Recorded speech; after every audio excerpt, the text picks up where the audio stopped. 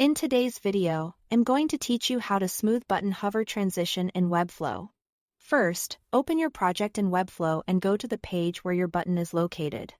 Before making any changes, it helps to have the button visible on the canvas so you can immediately see the results as you work. Once you've found it, select the button element directly.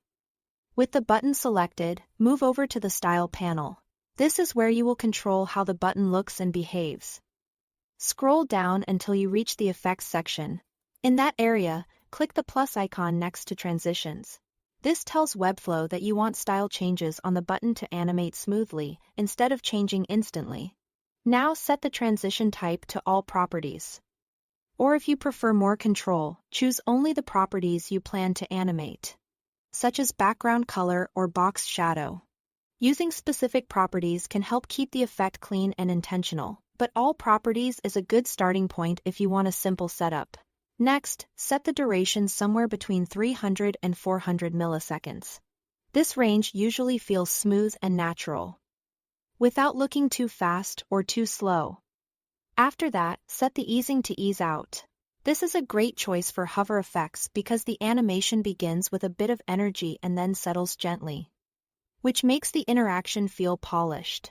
Once the transition is in place, it's time to define what happens on hover. At the top right of the Style panel, click the States drop-down and select Hover. You are now editing the button's hover appearance rather than its normal state here. Make subtle and tasteful changes. For example, you can darken the background slightly, shift the font color just a bit, or add a soft box shadow to give the button more depth. You can also go into typography to adjust the text size and color as needed.